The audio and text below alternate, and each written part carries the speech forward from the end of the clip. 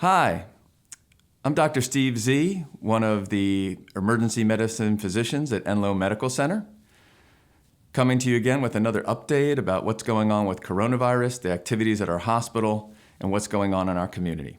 It's been a little while. It's good to see you again. I know people have a lot of questions, particularly as folks are heading outdoors more and coming out of quarantine a little bit, so we're going to try to get at some of that today. So maybe that first question is, well, that's a great question. It's almost like I wrote it myself. As best as we know, and things are always still evolving because it's a new disease, it spreads by person-to-person contact. And that contact is primarily through taking in viral particles that are expelled by other people. So they're coughing, they're sneezing, they're breathing, they're talking loudly. Even just normal conversation out through people's mouth and nose, they could be expressing viral particles.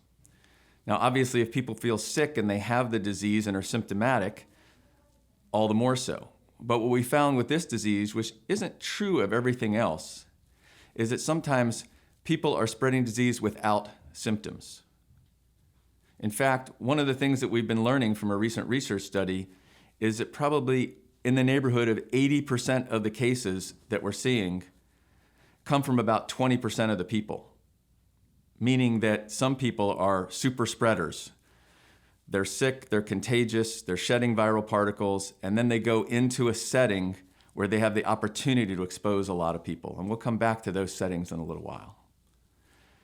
So all the precautions that you take about wearing masks and having others wear masks around you still also goes back to those virus particles eventually fall to the ground, so you don't breathe them in, but you can get them on your hands. So all that repetitive stuff you heard about washing your hands, good hand hygiene, and not touching your face, they all still apply too. One of the other big topics that's come out, and there was a little bit of confusion in the news media about it, is who can give this disease to somebody else? Well, it makes sense, and we all believe that it's people who are coughing and who have a fever and who don't feel well, and there are many symptoms, headache and dizziness and GI symptoms, etc.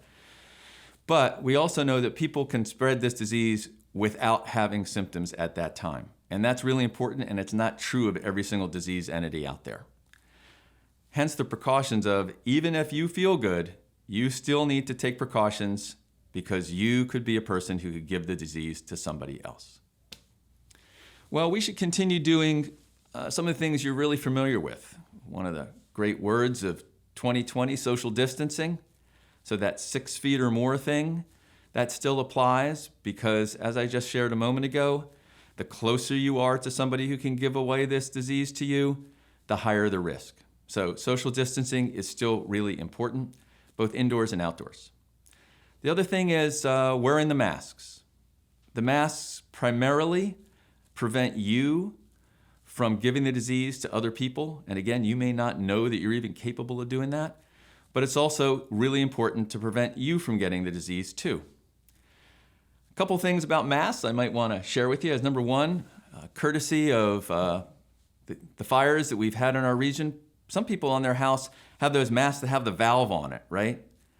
They're really kind of nice because it's a little bit easier to breathe in and breathe out.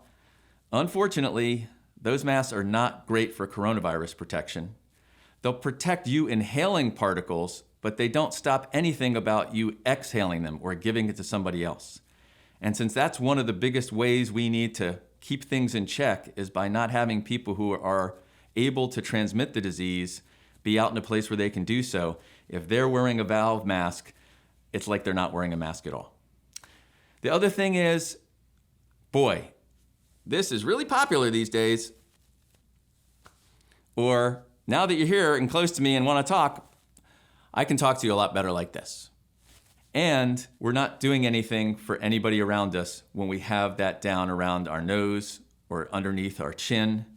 Because even if somebody comes into the same room as you do, in the exam room, for example, or in your home, and you put that mask back up, well, for the 15 minutes it was down, you're potentially sending stuff out into the atmosphere and into the room that can affect others. So there you have it. Masks are still really important. I know, everybody in healthcare knows, they're really uncomfortable sometimes to wear, and especially for a prolonged period.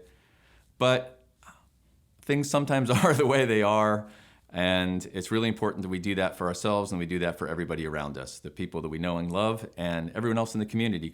It's also important to remind people that everything that always went on with people's health is still going on with people's health. So if you have some other problem, if you feel like you're having severe chest pain or abdominal pain or stroke-like symptoms, then you really should be at the hospital. We will be able to take care of you there safely.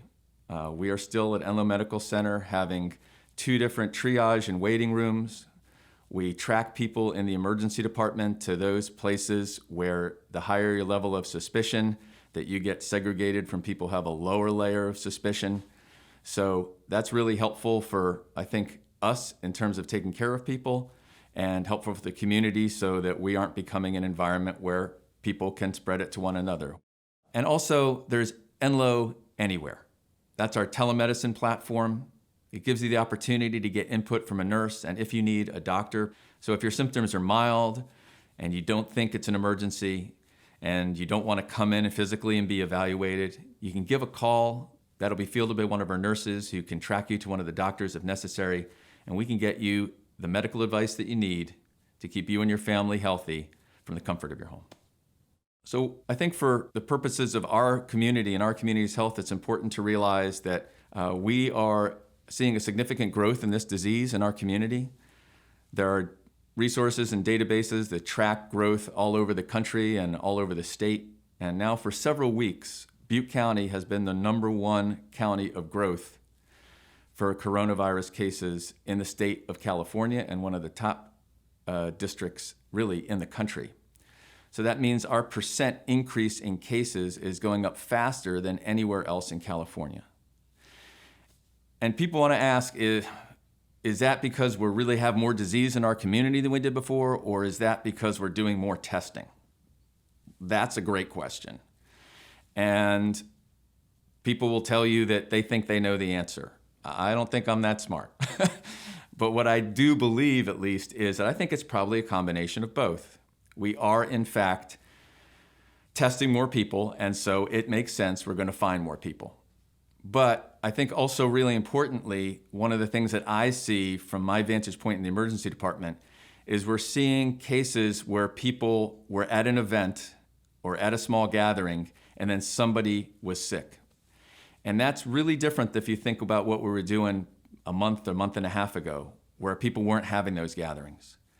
So the opportunity for real disease to spread because we're congregating more is definitely there. So yes, we're testing more and we'll find more, but I also think as we get out, it's more opportunity for the virus to get unleashed a little bit and run. And so that's a real phenomenon. We're seeing some of that in our community as well. Ah, the beautiful outdoors. This is where I belong. I can feel my body making vitamin D as I speak. And this is probably where you belong too. Summer's here, people are venturing out more.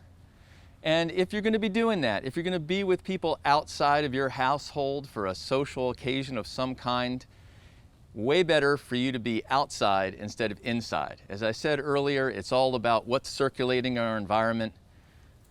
This is a big environment, nice breeze, virus particles swooshing away, think of it that way, versus being inside in a closed space. So if you have somebody you haven't seen in a little while and you really want to talk to them, go outside and take a walk together.